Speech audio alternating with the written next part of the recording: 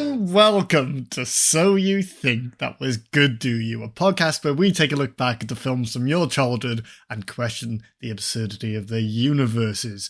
Spoopy season continues this week with It Part 2, 1990. It's been a month since we did the first part. My name is Evan. I am joined by Carl. All of this is out of order and I'm really freaking out right now. The budget of this movie was $12 million, which becomes all too clear in the ending of this episode. Or movie, whatever you want to call it. Absolutely awful stuff. But let's get there. And I'm fine. By going back and asking Carl if he's fine. Well, I'm very happy to know the budget of the movie. Cheers for just mixing it up on me there. We've become too structural. So I thought I'd take the exact same structure and just mess it up a bit. You good, Carl?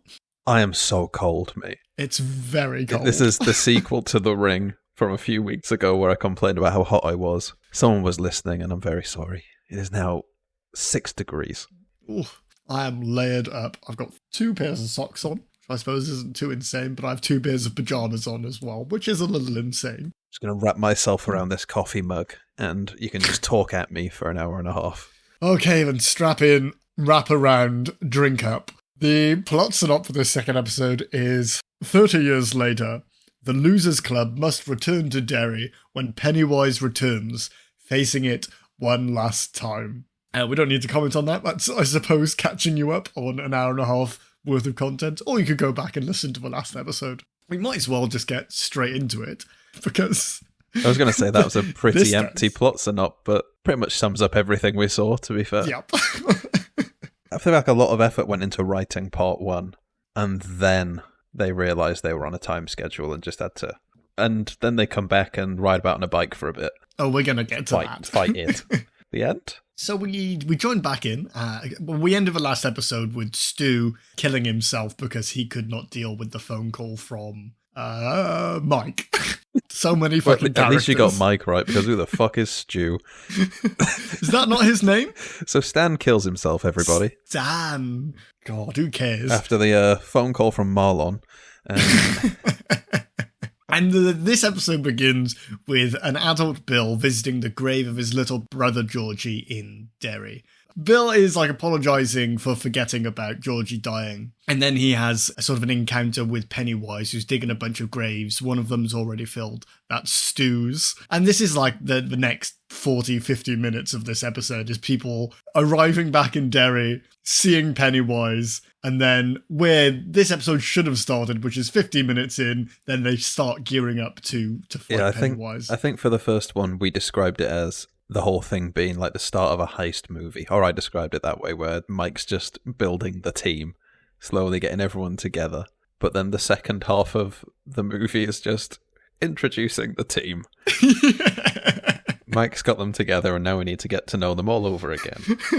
Painfully true. Bill goes to the library where he knows Mike works, and on the way in he like guffaws over a little section dedicated to all his books. It's very self-indulgent of Stephen King, and he meets up with Mike. They discuss the past, and essentially this whole setup is like the memories slowly coming back to Bill. He still doesn't quite remember everything, but this is just a place for more flashbacks to happen and them to remember stuff that's going to help them fight Pennywise later. You would think. But we'll put a pin in that. Mike takes Bill back to his house and to his shed, and he reunites Bill with his old bike Silver, which I do not remember from the first half of this movie. Was it part of it? Or is this something new we're being told to accept? Oh, you see, the problem is that between the book and the more recent movies, I'm so aware that there is a bike that I couldn't tell you if it was in part 1 of this or not. From my perspective, this bike comes out of nowhere. In many ways, more surprising than the antagonist of this movie, because I have never heard of this bike. Yeah, Mike has just never moved on at all. He's just collecting bits from the past, just refusing to forget what's happened, while everyone else has just completely blocked it out. I also love that Mike lives in Poor Town, and Bill is so happy to point that out. That's what we called it. This was Poor Town. This is where the poor people lived in Poor Town. Oh, you live here. Okay. But Mike doesn't mind. He's just like, I'm a bachelor. I've got all this space to myself. I'm as happy as can be. Until later on when he tells us that he wanted to commit suicide 10 years ago. But yeah, his whole... the great way they sum it up later is that he says that he's a lighthouse keeper. He's just been staying in town to keep a watchful eye out for it. And actually, I think Mike's my favourite character in this. I think he's the most relatable. He's not as insane as everybody else or all over the place, aside from collecting his buddy's bike from an antique shop. But he mentions something here, which I found kind of interesting, because we touched on it in the last episode.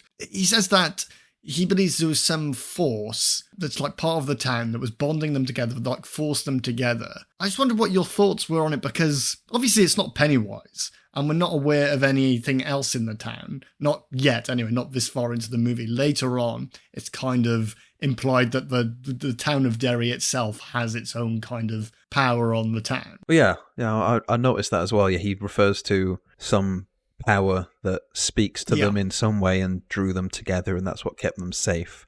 Because he felt compelled to buy something, that was related to bike repair. A week before he found the bike in a shop.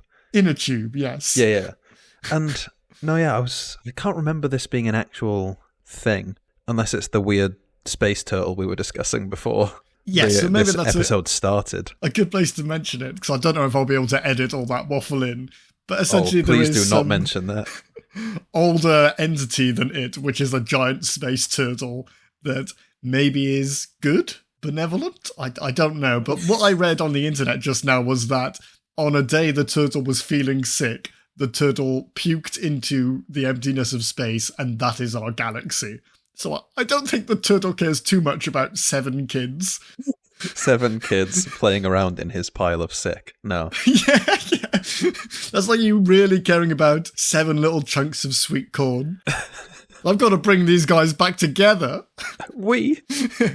But yeah, it's an interesting thought, but I think it's more just this whole child-life belief and imagination that brought them back together. Mike buying an inner tube, I have no idea, but he's not exactly completely sane. So he's probably got a whole shed full of shit he hasn't needed, but this one thing he did. I think this is an example of many things, which I think I'm going to touch on quite a few times in this episode, that Stephen King thought and wrote down because they sounded really cool, but then he never touches on them again. And them being a group, it is kind of mentioned a few times, like later on when Bev talks about cleaning up the blood in her house, and then it comes back the first time, but when they clean it up together, it doesn't come back. So it's kind of like implied that as a group, they have more power than being alone.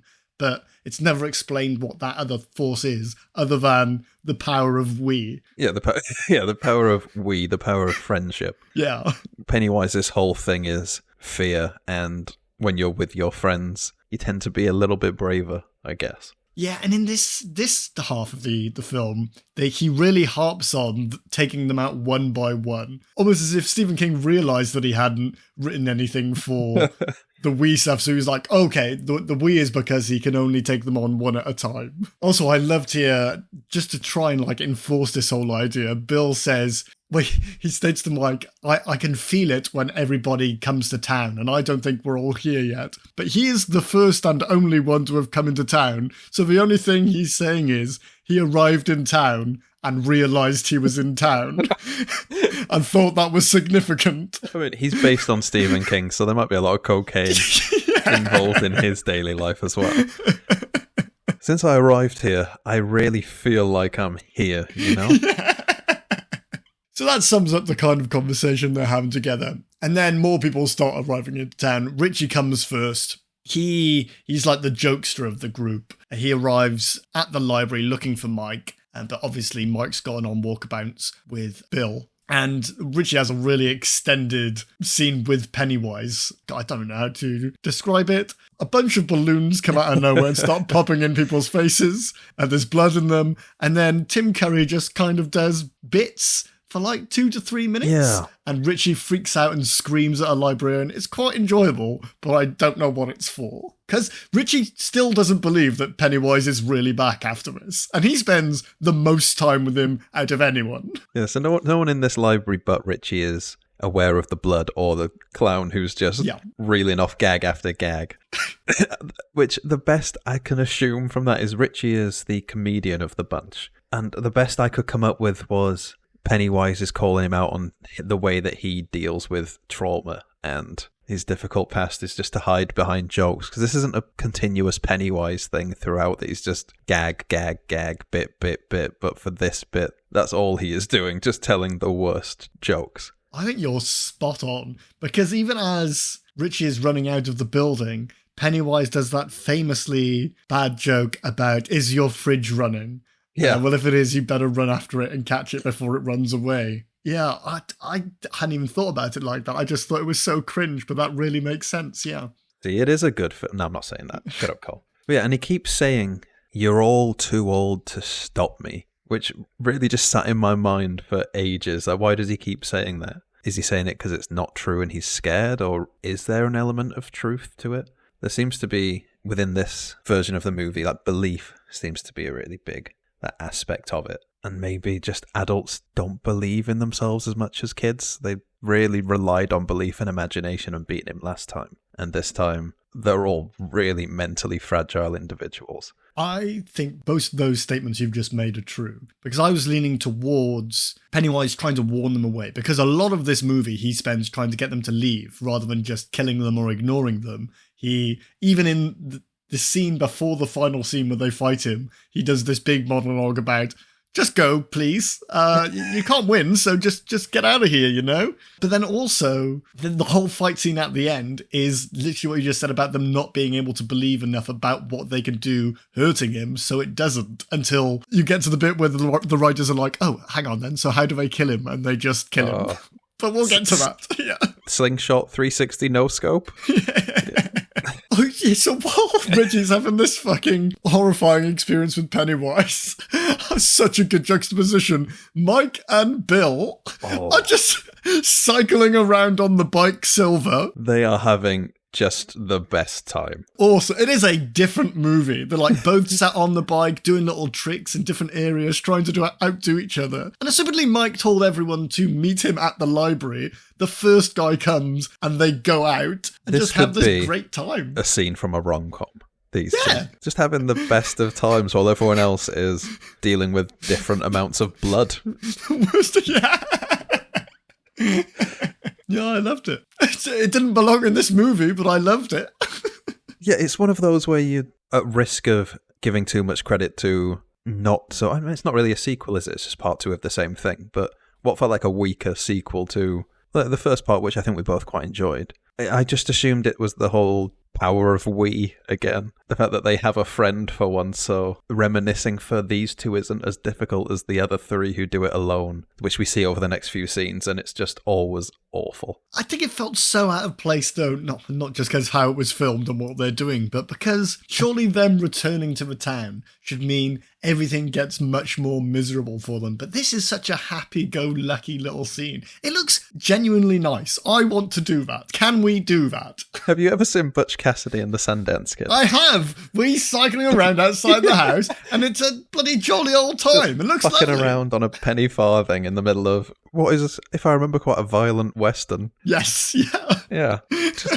Such an odd scene that, then again, man, what else would you put into this movie? Less. Take more out. So now more people are arriving again. This time, Ben, he goes straight down to the Barrens, where he has a very similar experience as he had when he was a kid, when he saw the skeleton in the Barrens. This time it's his father as the skeleton. He's all rotted away. Well, he saw his father, didn't he, in the Barrens last time? He did, in that same position, but then he saw a skeleton afterwards as well, and this one mixes them together. It does just feel like, to some extent, maybe what felt weaker about this one is that Pennywise is almost out of ideas. He's just in the same shit that he did to fuck with them 30 years ago when they were children. 27 years later, he's got no new bits at all. And like every children's entertainer, he's going to get done for crimes against children soon. So. Well, I don't think that scene goes in it, because Ben kind of has an interaction with a kid who's like very similar to how he was when he was a child.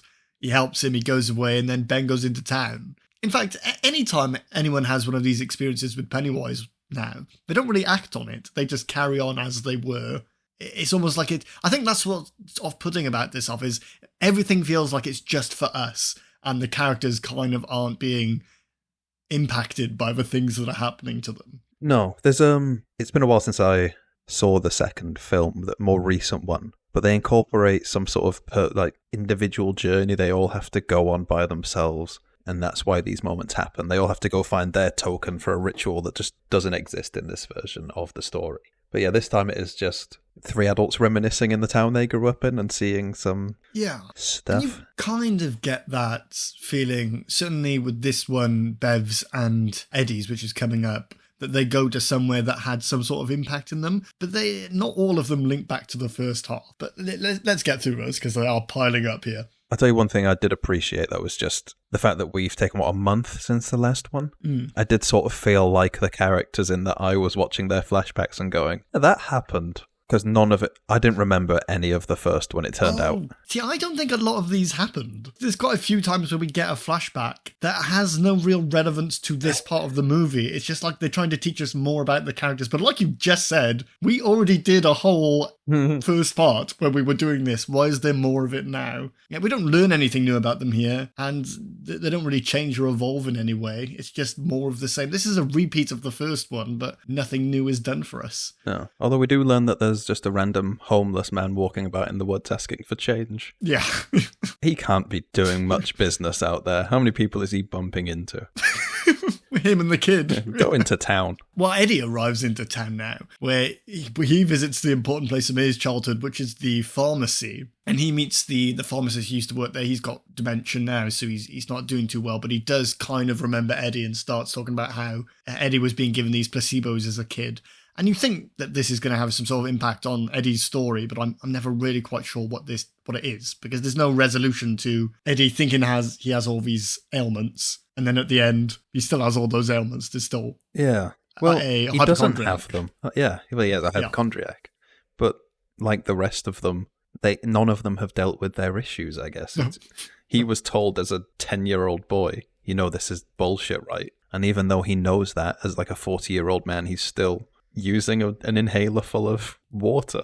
So what's the point of it? I'm not asking you to answer that. I'm asking you, audience. I mean, I guess the point, seeing as though you're asking me, is that none of them have dealt with this shit. Like, they sort of did-ish in the first one, but they just kind of went, we believe this will work, we believe this will kill him, and he just kind of skulks into a hole, and they just go, we believe he's gone, and then just leave. No one checks. Then they just go and realise all this stuff is still fucking with them 30 years later.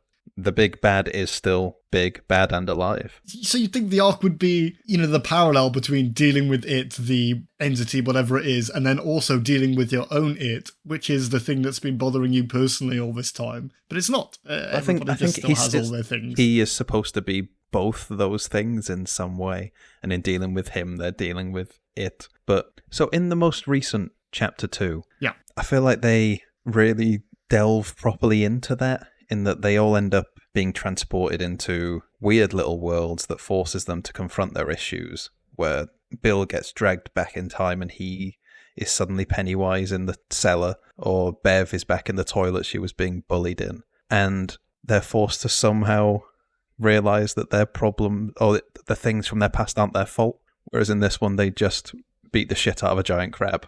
Do you know what I mean, though?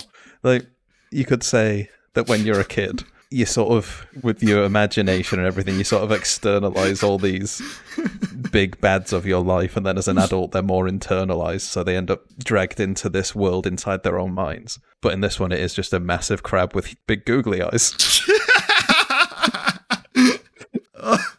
I'd incorrectly described that as a spider as well, but crab is so beautifully spot on. Oh yeah, he's some sort of skin-coloured spider / crab. I don't really know. We're going to get into that, because I don't know what the fuck is going on at the end. But let's get there. Beverly is back in town now, and she's gone straight to her father's old house where she used to live. She knocks the door, and older lady answers and tells her that, her dad has been dead for 5 years, but invites her in anyway. She ends up going into the bathroom where she had that blood incident when she was younger, where the blood came up to a sink, and she's sort of staring at it, and she blacks out for like 25 minutes because that sink fills up from the droplets. And when she comes out, it's slowly revealed that the old woman who'd let her in is actually Pennywise kind of fucking with her. And then it becomes her dad and chases her through a house and fucking trying to... I mean, it could kill her. I don't know what's going on here because she's well and truly trapped. But then she runs out of the house, gets away from it. I enjoyed this scene, but I do remember it being better in the newer version of the movie. Oh, yeah, in the new one, it's fantastic. But I was grateful that in this one, when she's served tea, it's blood in a cup, because I think in the book it's a big cup of shit water, if I remember rightly. Like, as in shit water, or just like because the house is all rusty? Water with shit in it from the sewer, yeah. Oh, because from the sewers, yeah. That makes sense, yeah, because he loves that fucking shit. I was glad they did the change to blood, because in the book she also drinks a bit, I think. Not a deep dive, but just I'm glad there wasn't shit. See, the book is always like this reference of what is better. And, you know, we've had all these things that are really sort of controversial about the book, like that, and where the sex scene where they fuck as kids. But then you telling me that there's also a reference to a giant space turtle in the book, just also, it brings me out of it a bit. Like, you're already asking me to grasp at so much for Big Crab Clown and, you know, get in with that. But then the turtle as well, that's really thrown me. I think nothing space related was needed for this to be a great story. No. Had he just being a terrestrial monster that manifests as a clown, no issue with that. I think I preferred the story before I found out there was more to it than just he's a murderous clown that wants to kill these children. When he's some creature from outer space. Yeah, that's I didn't like that either. No. I'd prefer it be like some more thematic, like it's just a collective sort of consciousness of children going through something and preying on them, and it's just all more hyperbole than it is real. But then obviously Stephen King likes to weave in all these things throughout all his books. They all have to be connected. So of course there's a space turtle. Of course it is also other characters. Like there's even theories that it is also... I cannot believe I've forgotten the name of the character. In the Dark Tower, he is the sorcerer Martin, or the gunslinger This Chase. is where we would wish Sam Man was in Black. here, because I haven't read the Dark Tower books. Well, he's in all of them as well. The guy in the stand as well, the bad guy in the stands, people think that they're all the same character. There's always one antagonist throughout all the books, and it's across this like multiversal plane, but really it's the same sort of enemy in all of them. I think Stephen King's problem is... too much cocaine. Yeah, in two different ways, he goes one or two lines too far every time. Yeah. We were happy as is. That's why his books are always so fucking long as well. I really enjoy his stories, but there's no edit. I don't know if we talked about this in the last episode or if this was a private chat. I think we covered it, but I'm happy to just slag him off again. Because I also love his ideas, but... Yeah, amazing. But then he has too many ideas, and I was happy with the first one. I just wish he had an aggressive editor who just went, Stephen, Space Turtle... that can go. I like them individually, but he refuses not to mash them all together. Like, he has 5 ideas a day, and he refuses to allow those to be separate books. They must all go on the same page. I was watching him give a speech the other day, where he was saying that he had the idea for it just when he was out on a walk, crossing a bridge, and thought about the 3 billy goats gruff, and was just thinking, what if a monster came from under the bridge and grabbed me right now? And you just think, what if that, Stephen? What if just that? What if just a monster? That would be fine. But he has to just go, and then there's a space turtle, and then this monster came from space as well. And okay, sure. Now we get the second strangest scene of the movie for me, for it being out of place. And you didn't have notes on this, but I need to mention it. It is the scene of a Chinese restaurant where it's like 8 to 10 minutes, they are just having a Chinese meal. They are sat around laughing and joking like there isn't a killer clown out there or fucking giant crab or whatever he is. Why is he fucking with them in that moment? What is their crime, Evan? Enjoying a meal? Enjoying a succulent Chinese meal? I see you know your judo! Get your hands off my penis! That's a great... And it's where like they're all laughing and joking, and there's like this music being played over it as they're faded out. And it's like an opening to a 90s sitcom, like opening credits. Can we discuss this friendship group, though? Because I don't think any of these guys treat Beverly very well. They are weirdly handsy and kissy. They all treat her like they all did fuck in the first film, but we just didn't see it. But we know they didn't because Eddie tells us later. Yeah. that little orgy is not canon in this one. Not in this. Bill, who is married, sees her for the first time in 30 years and instantly sticks his tongue down her throat. Plants it in like, that's fine. Yeah. Everybody does. Everyone's just kind of got their arms on her and round her and massaging her, and it's just...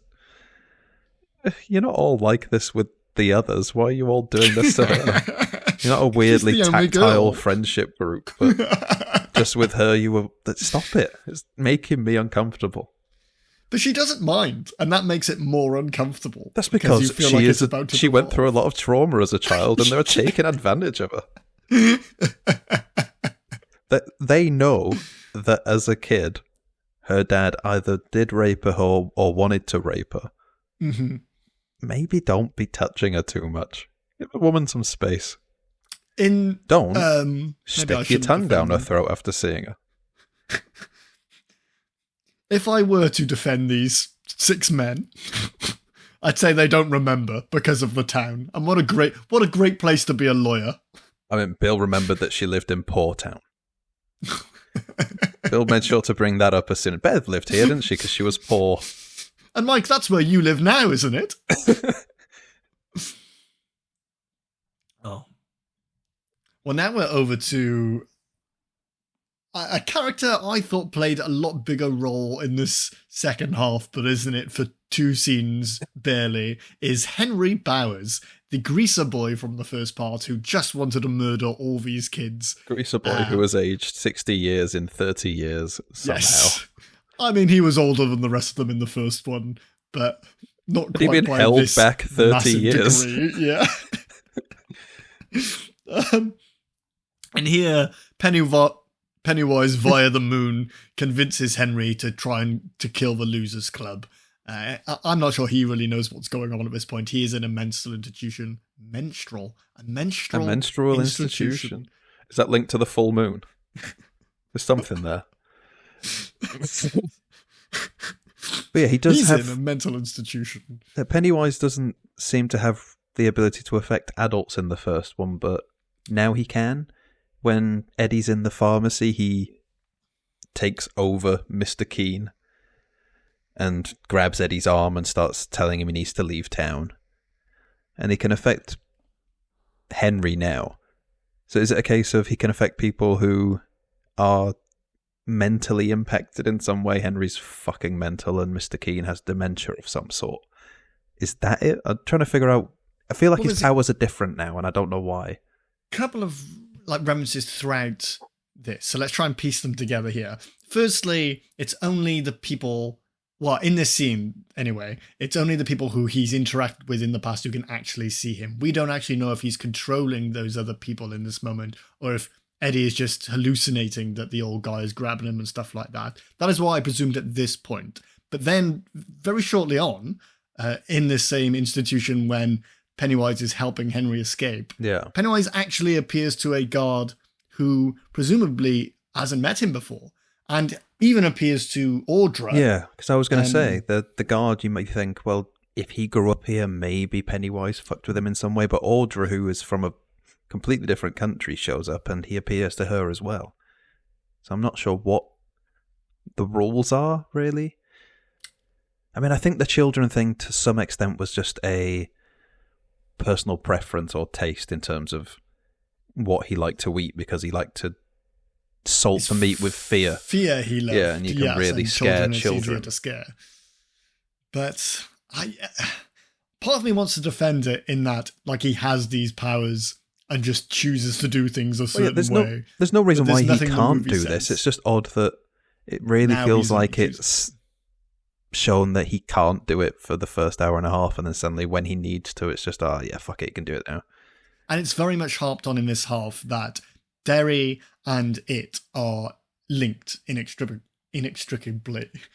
And that he has almost a control over the town, or at least in making them look the other way, because Bev has this encounter where she's being bullied by Henry and a guy sees it and walks away because people are happy for violence to go on, and the police never really get involved in crime. So lots of people in this half of the movie are allowed to get away with murder. I liked that. This whole, the town is it, the town is everyone. I'm sorry, though, it is affecting everyone in the town. I mean, what are they saying there? That in order for them to overcome their trauma, trust no one ever again. See, I liked it. If you think it just from the physical perspective and not like the things that you're being told to learn. I feel like it's a really good idea for part 1 when they're kids. Yes. Don't trust any of the adults. I'd be like, oh man, that's a cool aspect. But as adults going, all the adults are bad. Just go, eh. If you think of it as a power where this fucking guy crash landed in the middle of a town and then all of a sudden his powers can extend to the borders of that town, however big that is, fine. But, and maybe this is a good time to mention it then since we're talking about it, at the end of the movie, when it is dead, the town still has that control over everyone. People start to forget again, and everybody, like, they get away with murder because the police still don't investigate stuff, and everybody's still as apathetic as they were before. So the entity of the town and the entity of it are separate. Yeah, it's not the happiest of endings, and yeah, but I mean, I think I would have been more on board with it if it turned out that Mike had been turned in all those years, that they'd been gone and he'd stayed there, because apparently the town is affected by it and it is everyone in the town, so why isn't it Mike? If it had turned out that he'd brought them back to be fed to it, I'd be like, oh shit, cool twist. That would be excellent. And I would have even enjoyed Mike in any part of the final act of this movie, but he just gets stabbed and sits in a bed for the rest of it. Maybe because it was his plan to never be there all along, because he works for it now. And I love that, but there is no implication of that in the movie whatsoever. Did you see the scene where he cycled around with his buddy Bill? That implies the complete opposite. And the lovely Chinese meal they've just had. Sorry, succulent. Yeah, so that wraps up with Pennywise and Henry. Nothing's confirmed yet. We're just re-establishing that relationship. Because Henry did try and kind of help Pennywise in the first half, just by trying to kill the kids. Yeah, I feel like he was never aware of Pennywise's existence, though. It was just kind of some sort of thing talking to him in some way, affecting his brain. I think if that thing appeared as a clown in the moon, I'd go, okay. A clown's head the size of the moon, Carl. Maybe I am mental. Never mind. I'd better stay here. If only. Well, the Losers Club, they regroup at the library and they try to contact Stan. I've written his name correctly here. I don't know where a stew came from. And I was going to complain about this, but you saying that Richie uses this comedy to try and not deal with his emotions, it makes me feel a little bit better about this. But he's doing a lot of fooling around at this point. And I think it is still kind of jarring because everybody now is aware of Pennywise and they're all aware, each other are aware of Pennywise. And that Chinese meal just ended off with Pennywise what Chinese turning meal? Their fortune cookies, the succulent Chinese meal. Sorry, I should be more specific. Each of their fortune cookies turned into some horrible little thing. For a lot of them, it was like eyeballs or little monsters and things like that. And one of them just got a cockroach, which isn't that far outside the realms of what could happen at a Chinese restaurant. So he really pulled the fucking long straw there. It just feels so odd to me that he's joking about so much, but I feel like it's the movie trying to trick us into forgetting that Stan has killed himself. Yeah. Because there's a big reveal now that Stan has killed himself. But in terms of us watching it, if you've watched this whole thing all the way through, all 3 hours, Stan just died for you. You just saw him kill himself in the bath. Now this scene is happening and they're telling you Stan is dead. Just jumping back, I think we see the whole dealing with his problems through humour when he arrives for the succulent Chinese meal. Because he enters the room where they're going to have the food, freaks, runs to the bathroom, stares in the mirror, kind of, slap around the face, get yourself together, and then goes in and just starts laughing and joking and trying to be the centre of attention. So I don't think I had a great idea. I think I just watched the film. I'm going to take that out because you're selling yourself short, buddy.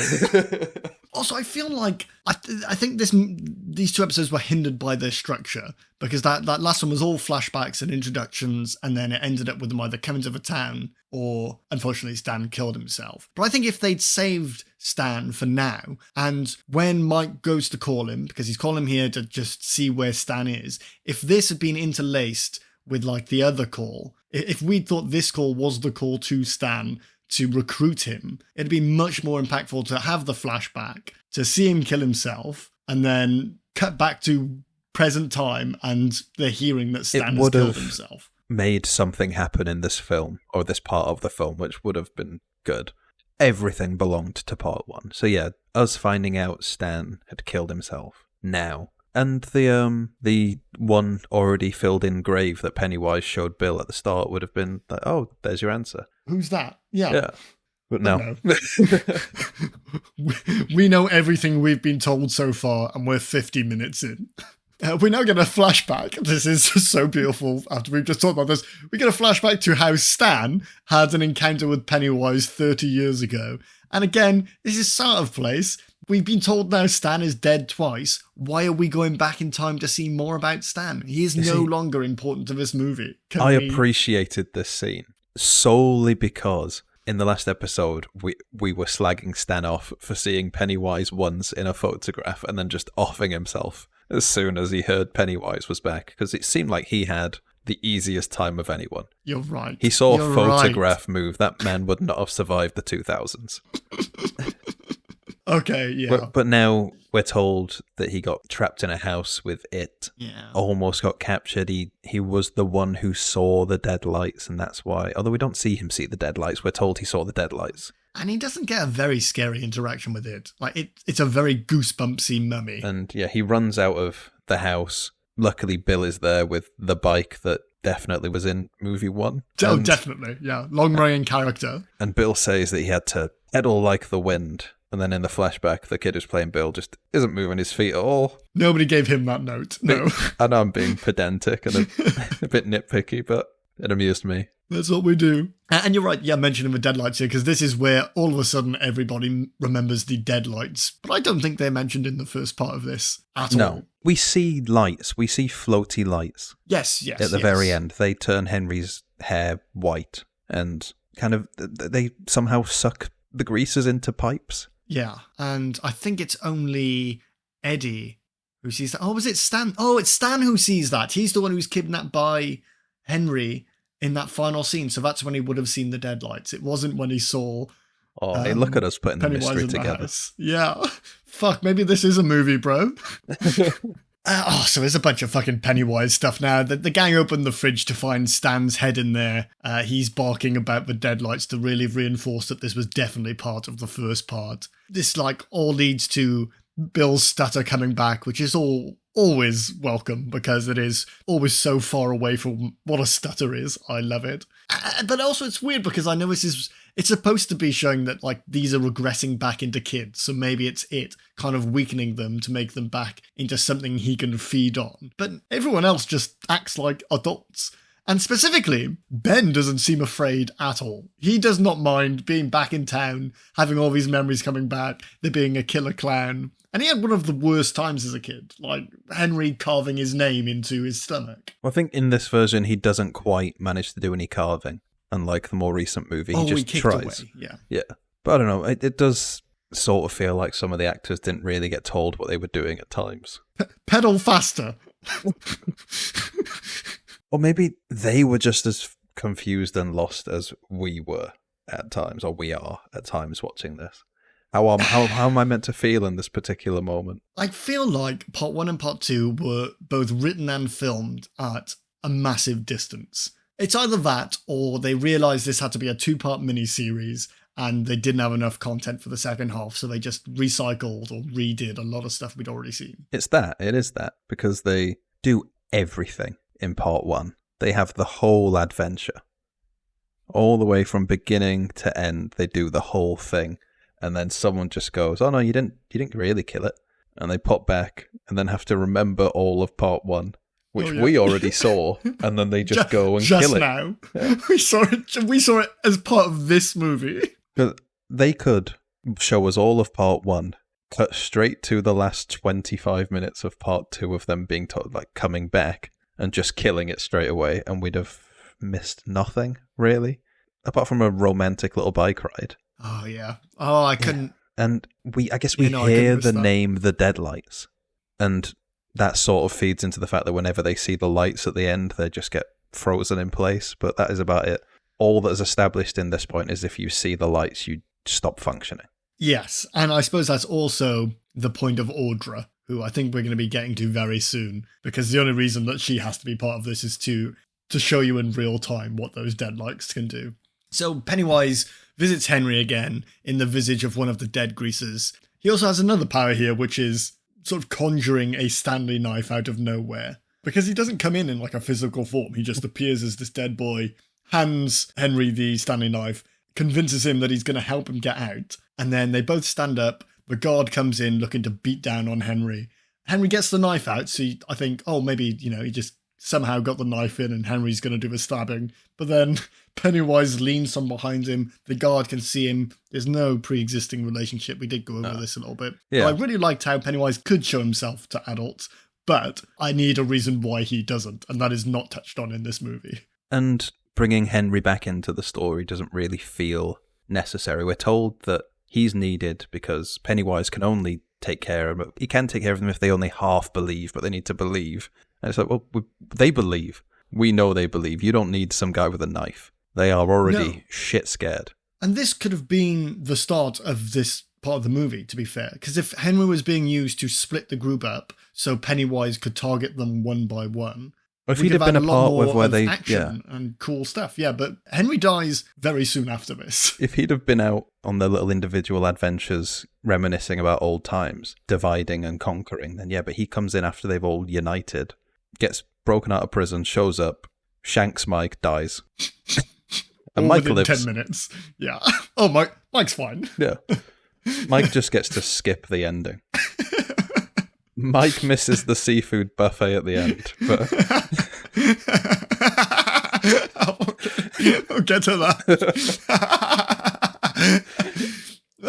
The gang are all together. They go over a lot of the stuff we covered in the first part. Pennywise has a 30-year cycle, and they also kind of harp on the unusual trajectory of their lives, how only together they were able to fend off it, how each of them, this is stuff we mentioned in the first part, by the way, and it is just being mentioned now, how they were all successful after leaving apart from Mike, who stayed at home. And they also mentioned that none of them have kids, which is more likely because they all had fucked up childhoods. But all this is set up, which I really like. They're fantastic questions, but they're not answered. And I wrote here, but I don't think they're going to be answered. I think they're just saying all the stuff they know we'll think when we watch this. And then that's it. Mike says, you guys all went away and became big-time breadwinners. Okay. Because? Go on. Yeah, tell me why. Because we had different ideas of it last time. I thought maybe he was hinting that maybe was Pennywise's way of keeping them away, like you said in the last one. Yeah. Or is he saying that the sort of people who carry no trauma from their childhood, psychopaths and sociopaths, are the sort of people who will succeed in life? But nothing is confirmed or denied. This is the end of this. It's just another case of Stephen King pointing out things that are all weird. Look how weird all these things are.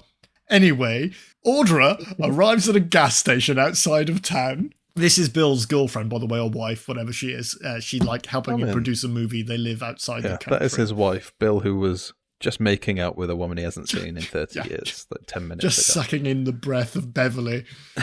She pulls up to the gas station. She asks the gas attendant how far away from Derry she is. And he says, you're just 500 meters from the border of the town. And then he starts to become more Pennywise-y and his eyes start to glow. And this is the first time of us seeing the deadlights in action, which is astoundingly different from the first part, where they are free-floating balls that can manipulate the human form into pipes. And in this one, it's a power that emanates from the body, where you freeze and your mind is slowly sucked away, where you can be put in a little room for later. And I don't want to mention it now, but the solution to fixing you is fucking wild. But we'll get there. There's an experimental procedure that is performed in order to fix that issue. Imagine if the whole "it has affected everyone in the town" thing meant that he had to just get one person after the other from the town. Can I spoil how he fixes it? Sure, we might as well do it now. Why Puts wait them till on the end? front of his bike and then just rides fast into traffic. Specifically into traffic. The traffic is required. The possibility of death is needed. Yeah, so he draws it back to running away from something so evil so fast to get away from it. That's what he did with Stan, famously, earlier on. He got away from it on the bike super fast. So maybe by some transference of property, it would work if you've been deadlighted. And let's explain the kind of state she's in. She's a vegetable. She's catatonic, yeah. She can move around, and you can put her in positions I thought and stuff. Yeah, but she was sat down, and she like stands up with him and everything. She can take orders, but she cannot contribute. So he pops her on the bike, and she sits there just fine. And they just go down this, what looks like a 25% grade hill. And that solves the problem. He stops halfway down it, somehow managing to break the bike in the middle of all the traffic. And she's like, Bill, where am I?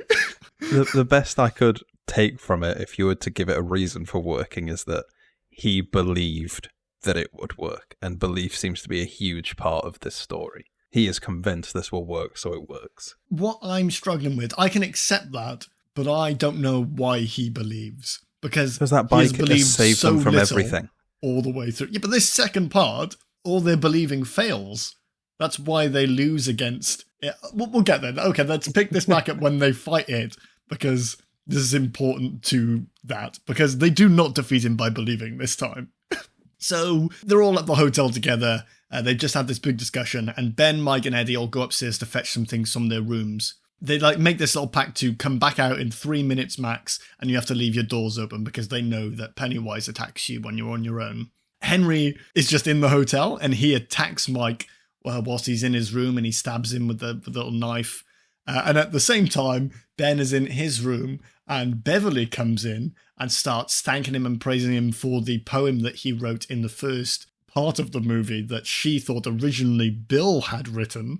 And there's this sexy little kiss scene, and then slowly it's revealed that that is actually Pennywise, and it's so fucking funny. Like, this kiss smudges all the way up Pennywise's face, this makeup all over Ben's face, and then Pennywise says something I can't actually say into a podcast. It's very good. And say it to me, because I can't remember, and then edit it out, because I can't remember what he says.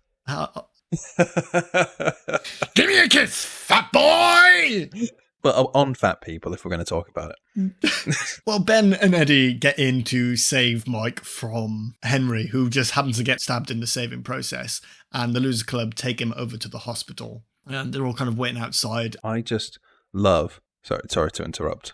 I love that two of them show up late, and then Bill goes, Mike's going to be all right. And then the doctor's just like, no, he's not. He's just trying to believe. Just some exasperated doctor. Just, I never said that. He could still Where die. Did you hear that? I just believe, doctor. He just stabbed. Don't worry, doctor. I'm going to put him on the front of my bike. Oh. It cures stab wounds and mental trauma. It's fine. Oh, before we get to the bit with Mike and Bill anyway, Bev and Ben have a little discussion outside where Bev realizes that Ben, I know it seems like we just did this, where Ben wrote the poem from when they were a kid, Autumn Fire, that she thought Bill had previously written, and I was fucking positive that they were going to do an old Trixie on us again, the old switcheroo, and it was going to be Pennywise. That would have been they could just so do it good. 2, 3, 4 more times, and Ben keeps fucking falling for it every time. I fucking would love that. That would have made this part far more interesting. Ben just falls for it every single time. But it is insane that at this point we have less than 30 minutes left in the movie. Yeah. That's including credits. And we're at the start of day 2. All this has been a day. We're at the morning of day 2. And they're all just still standing around kind of going, what's happening? Why is the clown so mean? What do we do? There's no plan. No one's thought of anything. No. Will there be for a while yet? In the book, there's a ritual. I don't think it works, but there's a whole thing they work up towards doing. In this one, it is just go kick the shit out of it in the sewers, I guess. Well, that's not even their plan, but we're going to get to it. That's not what they intend to do. Okay. Bill goes in to see Mike, who reveals that he'd gone back to the sewers at some time in the last 10 years to retrieve, you remember the little knickknacks? The silver knickknacks? They sniped Pennywise within the first one. He went to find those in case they needed them again, because he never really believed that Pennywise was dead. They'll go back to the hotel. Bill says here that the whole town is, by some factor, Pennywise, or at least affected by him. Like he has control over what's going on, at least to some degree. Oh, they all check out. Again, they're all leaving now. Even though Mike has just been stabbed, everybody is convinced they're leaving. And it's not until Bill, is on the way out, and I think maybe he sees Georgie, but from the back, it just looks like a kid and an older lady playing the piano. And then he does this whole speech, like this incident has convinced him to stay, and then he convinces everyone, apart from maybe Richie, that they've got to stay. It's just like they've realised that we only have 20 minutes left, so I suppose we've got to get a plan. Yeah, they got to this part and went, oh, everyone's leaving. We need to find a way to convince them to stay. How did we end up here, what guys? What do we do? Maybe we get Pennywise to point out that he's taken a hostage that he took for some reason. Seeing as even though he wanted them to leave, not stay, he stole Bill's wife. Now we'll just have Bill's mum playing Fur Elise in the hotel. When did Bill learn that Audra had been taken? Bill learns after they've already decided to go fight it. They get into the sewers, and then he sees her bag. When he finds the bag. Right, okay, yeah. So I remembered that, but I didn't know if that was part of the reason he wanted to go back. But it's no idea that his wife's been taken. Pennywise didn't advertise this at all. So there is absolutely no reason for her to be in this movie. Dinner, I guess. She is literally just to be eaten. But why? He doesn't eat adults. He eats kids. What is happening? Does anybody know? I suppose the giant turtle. well, they all head to the sewers. There's a bit of convincing Richie to finally go in, but he does. Pennywise does this whole speech once they get to that central chamber about them not being able to defeat him. They should really go. Really, they have to go. He does say something cool. He says, you won't be able to see me. You'll only see what your tiny minds will allow you to see. Which I like that mythology about it, that he isn't a physical entity. He is like a reflection of your fears. He is. He's a giant crab. But we very soon learn that is not true in all this the next reminded line me of dialogue. Was do you remember the Key and Peele sketch where the serial killer gets chased into a hole of mirrors? I think so. And he's saying, "You can't see me, detective." And then he's shooting the mirrors, and then every time the gun actually passes over the serial killer, he flinches. If you come in here, you won't be able to see me. That's very much what's going on, because Bill's next words are, he knows that it has to take a physical form every 30 years in order to feed. Absolutely no idea where he's got that from, but it is now being put into the movie. Yeah, they don't do the research they did in the book, it seems, in order to find all this stuff out. Like, the silver bullet thing apparently made a lot more sense in the book because he's taken the form of a werewolf to scare Stan when they shoot him. And a werewolf is weak to silver bullets. That's why it works. And that's something I think we discussed in the last episode, that he could have, like, by taking on the form of something, he could also have those weaknesses. But in the first part of this movie, he's just a clown that gets shot in the head. He's not in a werewolf form in any way. No, but clowns are also susceptible to bullets. It just didn't have to be silver.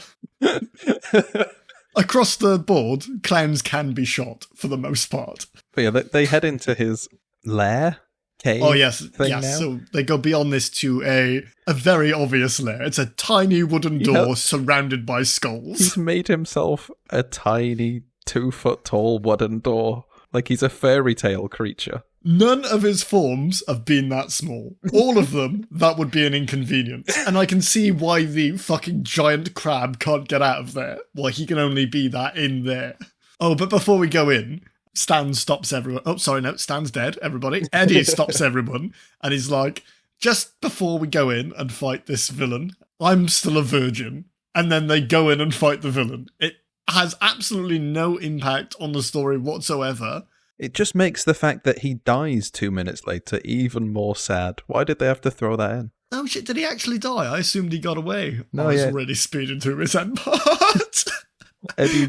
Eddie just goes, I've never had sex, by the way, guys, just in case you were wondering, and then just dies in the next scene. Oh, thanks for adding. Were they worried that we wouldn't feel anything? Yeah. If we didn't feel a little bit sad for the virgin who died? Well, it doesn't work because I didn't give a shit. I didn't even know he died.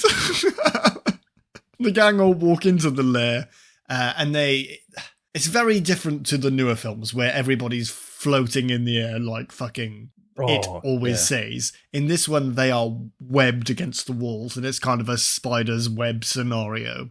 It all looks like they're mostly, at least like they're still conscious, but they're being fed on over time because we see Audra there, her eyes are open, but, fucking no lights are on. And this is where Pennywise is big.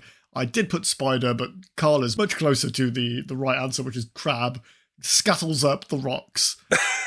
Yeah, scuttles up the rocks, and then we see a human skull on the floor, and the fuck comes down and just kind of plonks on the skull, and the skull rolls away, and I'm convinced it was meant to be crushed, but it just didn't work, and they went, fuck it, I'll do. We gotta do another one. Yeah, so let's describe how they've achieved the crab as well. This is where they've run out of money. It could have been a very impressive claymation, but it was I assume by the rolling away skull, a very small model that could not break things. It is not in any way impressive. And we saw some impressive claymation in part 1, where he comes up in the school... the pavement. Oh, the showers, rather, the school showers, yeah. So yeah, amazing. Maybe you're right, and it is a budget thing, and that's why they're literally just fannying around on bikes for an hour. Even if it being a big crab was a disappointment to you, it is completely overshadowed by how shit this looks. Then even further overshadowed by how they're about to kill him. Yeah, it just doesn't feel like adults confronting their problems when it's... Adults confronting a giant crab. No, it's not quite the same thing. A giant crab with a shiny 8-pack.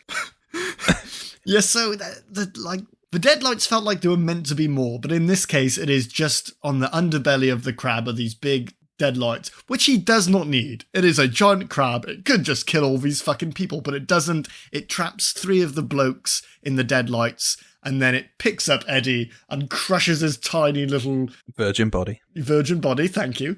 Succulent body.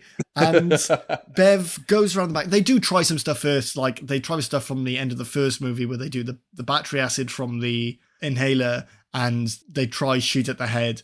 Neither of those things work. Maybe it's because they don't believe, or maybe because he's a giant crab now, who knows. And then Beverly goes around the back, gets a good shot on the deadlight section, shoots one. It injures the crab enough for it to run away. It starts running back into like this back section of the cave where there's a big old puddle of green ooze, and it tries to crawl back in, which is where I assume it lives.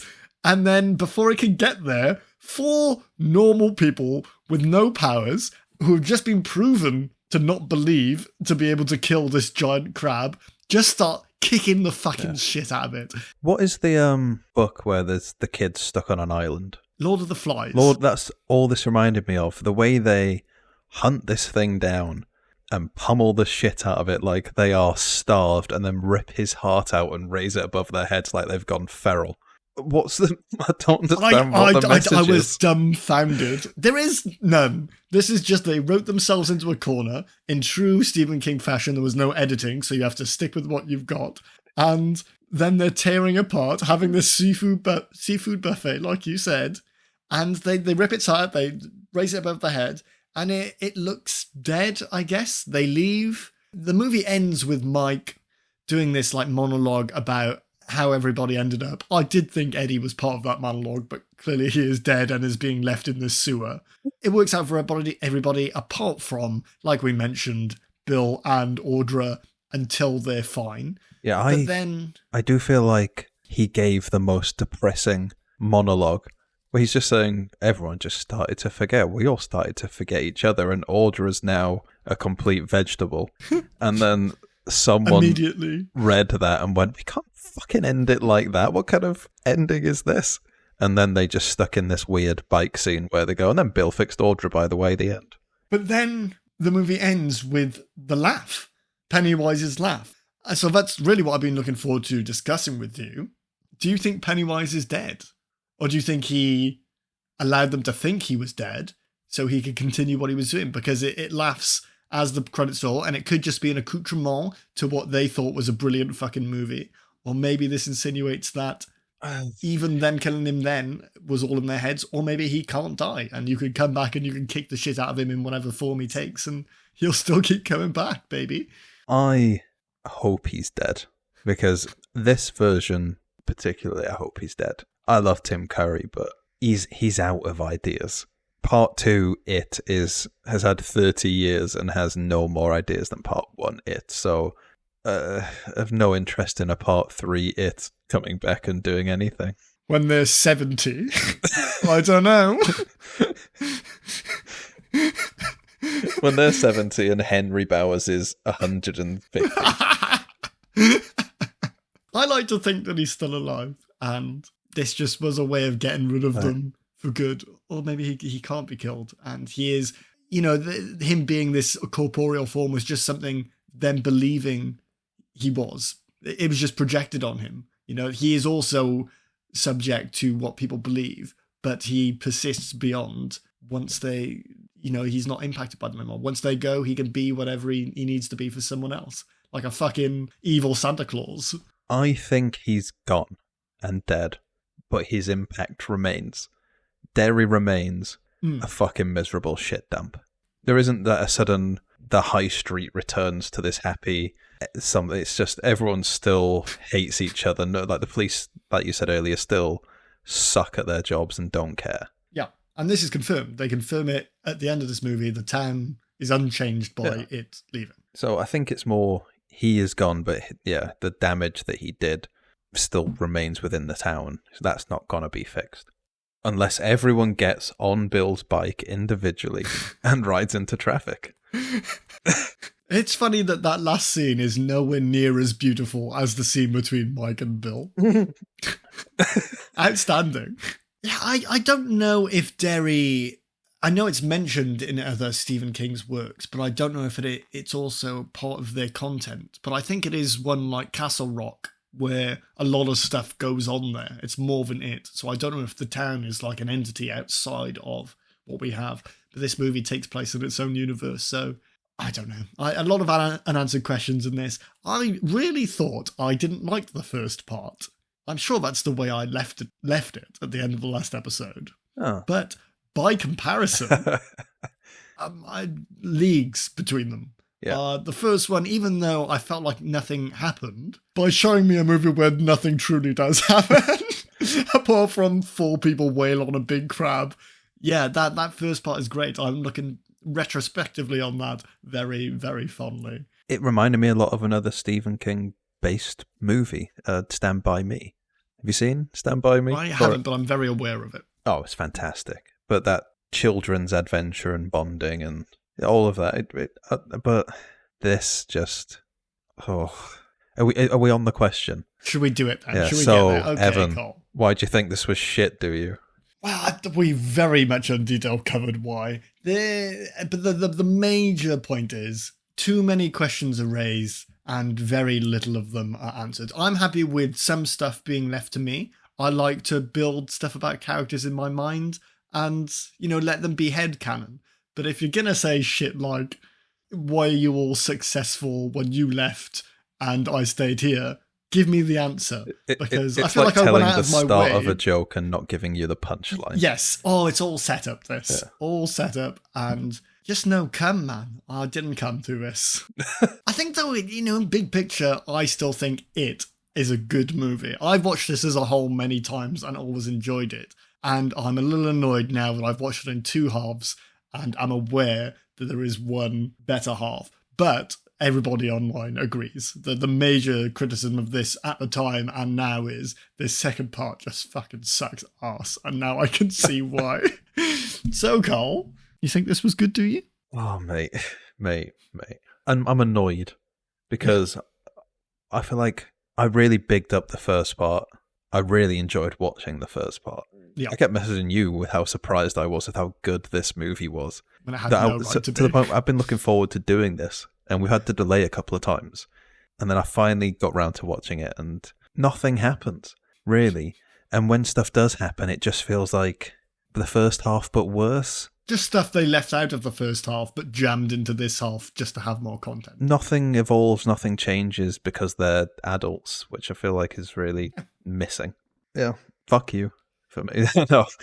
What else can you say about it? To be feel fair, like we've been saying this whole episode was, do we think it was good? Do we? And no, clearly we don't.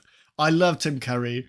I think it was a detriment to the movie that they didn't have more of him doing his stuff, which I know there is footage of. Like you mentioned this before the podcast, before we recorded. I might have mentioned it last time, but there is a documentary on Amazon Prime about the making of it. And very much the theme of that is Tim Curry was like, nobody was sure that he was the right choice. And then he did a bunch of stuff and they were all like, that is excellent. But somehow we still ended up with what we got. But the fact that it just doesn't make sense. The fact that they made a documentary about this straight-to-TV movie in 2022, 32 years later, kind of shows that there's enough interest to release the Tim Curry cut. Yeah, I imagine, though, this is one of those cases where that footage doesn't exist anymore, because whatever fucking company made this probably doesn't exist. Did they keep their archives? This was shot on film. I don't think it's hanging about somewhere. I'd pray it is. But I'm sure there was weirder stuff. It needed to be weirder, this. And they didn't go weirder, they went tackier. That, we mentioned it, the crab man. What was that about? What it was supposed to mean something as the pivotal point of it all, and it meant nothing. We were just seeing, I assumed we were just seeing its true form when it wasn't taking all the many different forms, but it was just that was my memory of it. But everybody in the movie kept saying the deadlights is the actual form. But then when you see it, it's just a crab with a shiny belly. Oh, well, I think we've tortured you enough with our opinion of this second half of a very long movie. Wow, thank you very much for joining us, and thank you, Cole, for suffering through this with me. I do appreciate it. I've still had a good time, regardless of how fucking awful that was. And I can't wait for an episode where we don't end this way. Don't forget to follow us over on our socials at soyouthinkthatwasgooddoyou on Twitter and Instagram. Follow our YouTube channel So You Think That Was Good To You. Please do leave us a 5-star review, and please tune in for next week when we will be watching 2012's Excision, the latest movie we've ever done, I believe. I don't think we've done anything in the 10s. No, I think you're right, yeah. Recommended by our one and only fan. Yes, thank you, Hannah. Until then, goodbye. Goodbye.